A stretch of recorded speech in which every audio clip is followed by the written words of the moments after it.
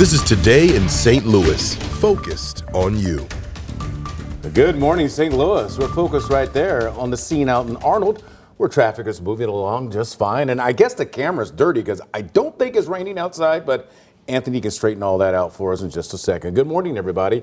It is Thursday, April the 6th. I'm Rennie Knott. And I'm Michelle Lee. And of course, we just want to say thanks for joining us, including those of you who might be catching us on 5 Plus this morning.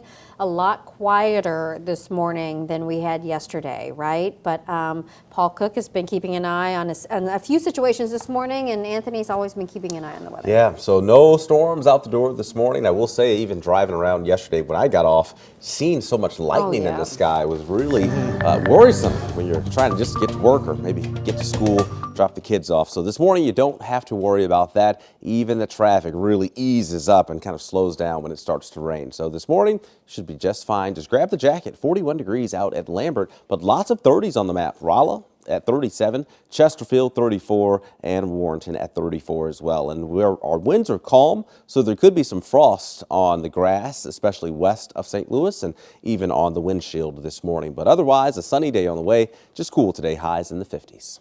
All right, let's head over to Paul and track those morning roads. You had an earlier issue in North County. Is that still there? It is not, and now that it has been removed, that was 270 at Lilac, we can tool around in other areas and see where there might be delays. Some construction that starts tomorrow night. We'll have that for you in a minute. But 70 at Union, look, you're moving very, very well. That's the typical morning traffic. That's the incident that has been moved, but lots of green meaning normal speeds. Beautiful out there right now. KSDK.com for more traffic.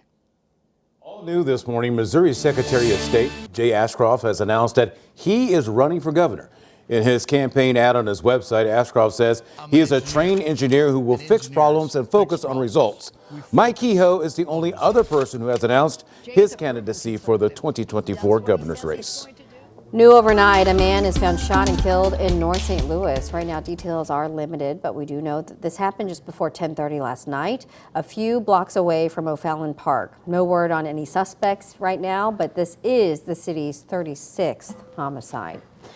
Also overnight, a St. Louis County Patrol car was struck in Jennings. Just before 2 o'clock this morning, a man driving a Chevy Equinox hit the police car at West Florissant Avenue and Lucas and Hunt Road. Police confirmed the squad car was disabled and airbags deployed, but no one was hurt. The devastation of this is going to be weeks upon months to be able to recover. It's a long journey ahead for the people that live here. This morning, hundreds of people in southeast Missouri are cleaning up after a devastating tornado tore through the area. At least 5 people died from this powerful EF2 tornado. You're looking at video that is very heartbreaking of what's left of Bollinger County, Missouri. Right now, it's all hands on deck as many people from around the state and the country are helping the people there pick up the pieces. Our Alex Fees is live in one of the hardest hit areas this morning. Alex, what are you seeing and how's the community coming together to get things back to normal? I see you're on the road there. Well, that's right, Rennie, Michelle. We literally just 2 minutes ago pulled into the town of Marble Hill, Missouri, hit there this morning in Bollinger County. Now, National Weather Service officials, let me give you a shot outside here. National Weather Service officials determined yesterday this was an EF2 tornado that moved through this area with winds up to 130 miles per hour. At least 5 people were killed and 5 others injured. Officials spent much of the day yesterday in search and rescue mode. Today, the cleanup will begin. Now, let's take a look at some video we have from yesterday. Affected areas included Marble Hill, Cape Girardeau, and Glen Allen. You can see multiple homes and businesses were damaged. National Weather Service officials say several manufactured homes were totally destroyed. Additionally, numerous homes suffered major structural damage, including roof damage, broken windows, and collapse of walls. The most severe damage occurred in the town of Glen Allen, Missouri, where multiple fatalities and injuries occurred. There was also severe tree damage, with hundreds of trees snapped at the base. Dozens of farm outbuildings sustained major damage along the path of the tornado.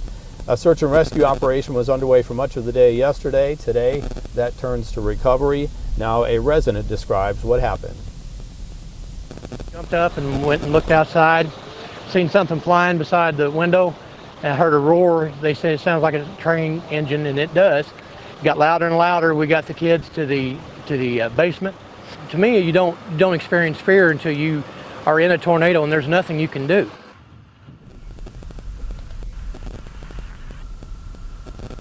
Missouri Governor Mike Parson toured that devastation yesterday.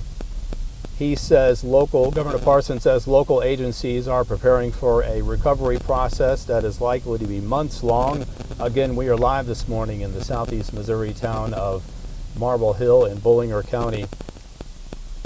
Again, I'm going to give you a live look outside the storm tracker here to see what damage remains.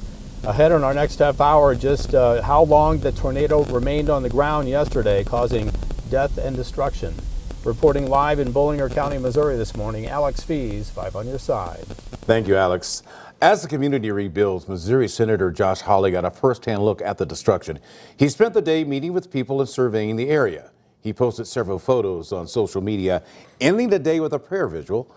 Dozens of people gathered and prayed in Marble Hill. Governor Mike Parson, who was also on scene yesterday, said President Joe Biden offered federal support to southeast Missouri. The immediate St. Louis area, of course, was spared from widespread damage in yesterday's storm. You know, there was some damage, like this tree being knocked over near Big Bend and Sophomore and Clayton. It knocked out power for many, including my house, but the lights are back on this morning, so that is good news. But this morning, we are getting a look at some of the pictures that you sent in to us. Many show dark clouds moving over the roads. Remember all of those ominous clouds that we saw yesterday that we said, wow, it's incredible skies there. But some places in Lincoln County saw damage from strong winds as well. Certainly a somber way to look at the storms, knowing what kind of damage it did just in Marble Hill. But this is just one of hundreds of tornadoes that we have seen across the country in the past few weeks. Coming up in about 10 minutes, we're going to break down the overwhelmingly amount of tornadoes reported so far this year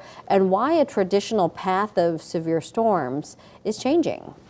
Now to an update on a 5 on your side story that we've been following for months now. Water contamination concerns continue in St. Charles, and time is running out for Ameren and the city to reach an agreement on how to fix it. Our Sydney Stallworth joins us now live at St. Charles City Hall with a plan that needs to be finalized. Sydney? Well, Rennie, on Tuesday, the Environmental Protection Agency gave the city of St. Charles and Ameren 21 days to reach common ground. Now, they have to come up with an agreement on how representatives from Ameren will go to the site of contamination, test the water, and work on ways to fix that.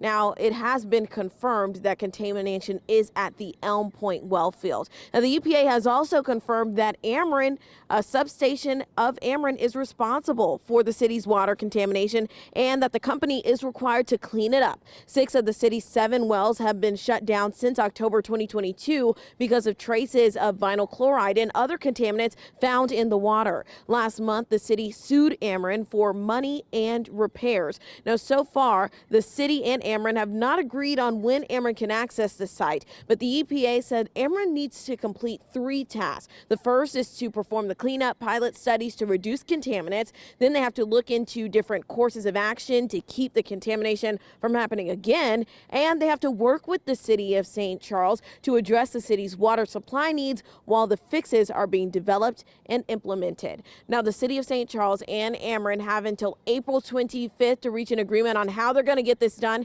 And the EPA has already said if they can't do it, then the agency is going to step in. Now, this morning, residents in St. Charles have clean drinking water. They have access to safe water. And I'll have more on how the city is able to get that done and the changes they've had to make sure that can happen in our next half hour. Reporting live in St. Charles, I'm Sydney Stallworth, 5 on your side. Thanks so much, Sydney. Happening today, Illinois Governor J.B. Pritzker is going to be in the Metro East this morning. His tour begins at SIU Edwardsville, where he's going to highlight higher education investments. Then he'll celebrate improvements to St. Louis Downtown Airport and Cahokia Heights. Right now, we know that work is underway to reconstruct that existing terminal. Also happening today, St. Louis Mayor Tishaura Jones will be at the groundbreaking for a new North St. Louis Homes. The Herbert Homes project includes a mix of 26 newly constructed and rehabbed affordable houses. They'll be built in the Jeff Vanderloo neighborhood and Greater Ville neighborhoods by the summer of 2024. The groundbreaking begins this morning at 10 o'clock.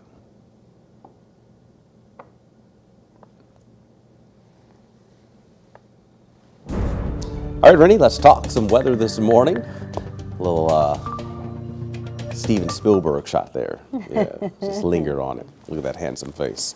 All right, this morning the clouds are still moving away from us, but the rain is out of here. No more bad weather to talk about, at least for a week or so. The Futurecast shows if you're headed to the south, maybe southeast Florida, maybe the Gulf Coast, over the course of the weekend there will be showers and storms there, so that may dampen your spring break plans for some of you. And of course, it is Easter weekend. Maybe you're sticking around town. It will be really nice here at home. 60s for tomorrow and 70s by Easter Sunday. We'll talk about when our next chance of rain could return coming up.